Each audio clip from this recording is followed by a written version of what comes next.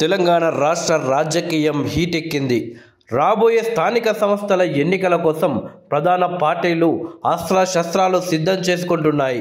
ఏడాది పాలనలో తామేమి చేశామో వివరించేందుకు అస్తంపాటి ప్రణాళికలు వేస్తుంటే ప్రజా సమస్యలపై పోరాట విషయంలో బీఆర్ఎస్ బీజేపీ మధ్య జరుగుతున్న ఆసక్తికర పోటీ రాజకీయాల్లో చర్చకు దారితీస్తుంది. బీఆర్ఎస్ పలు సమస్యల పట్ల సెలెక్టివ్గా వ్యవహరిస్తుందనే విమర్శలు వెల్లువెత్తుతున్నాయి. ఇదే సమయంలో రాబోయే అసెంబ్లీ ఎన్నికల్లో గెలిచి అధికారంలోకి రావడమే టార్గెట్గా పెట్టుకున్న బీజేపీ క్రమంగా అగ్రెసివ్గా ముందుకు సాగుతుండడం సర్వత్రా హాట్ టాపిక్గా మారిపోయింది. కాంగ్రెస్ ప్రభుత్వం అధికారంలోకి వచ్చాక బీఆర్ఎస్ తీరు పట్ల అనేక సందేహాలు వ్యక్తమవుతూనే ఉన్నాయి. ఆ పార్టీ అధినేత ప్రజాక్షేత్రానికి పూర్తిగా దూరం కావడం ఇరకాటంలో నెడుతుంది. ముఖ్యంగా పేద ప్రజల భూముల విషయంలో జరుగుతున్న పోరాటంలో బీఆర్ఎస్ ద్వంద్వ వైఖరి అవలంబిస్తుందనే టాక్ కూడా వినిపిస్తుంది. లగచర్ల ఘటనలో రాష్ట్ర ప్రభుత్వంపై హడావిడి చేసిన కారు పార్టీ ఇటీవల జరిగిన పలు భూ తగాదాల విషయంలో మాత్రం మౌనం పాటిస్తుంది.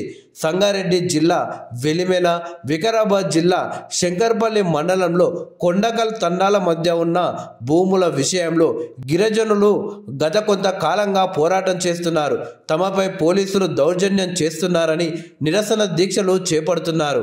అయితే ఈ భూముల విషయంలో బీఆర్ఎస్ పార్టీ మాత్రం అటువైపు కన్నెత్తి చూడటం లేదనే విమర్శలు వినిపిస్తున్నాయి.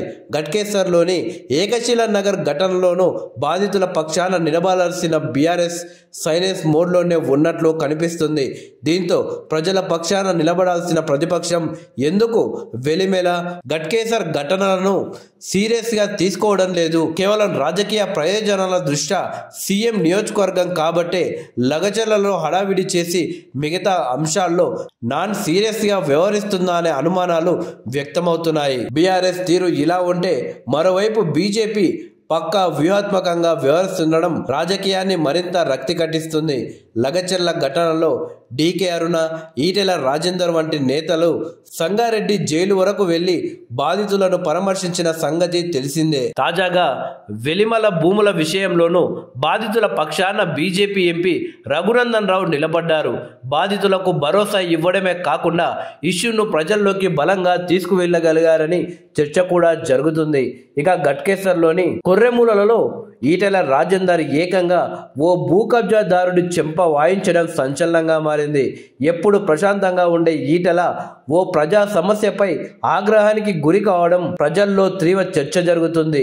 ఇలా ప్రజలు ఇబ్బందిలో ఉంటే వారి పక్షాన బీజేపీ పోరాటాలు చేస్తుంటే ప్రధాన ప్రతిపక్షంగా ఉన్న బీఆర్ఎస్ పార్టీ మాత్రం ఇంకా మౌనంగానే ఉండడం అంతు చిక్కడం లేదు.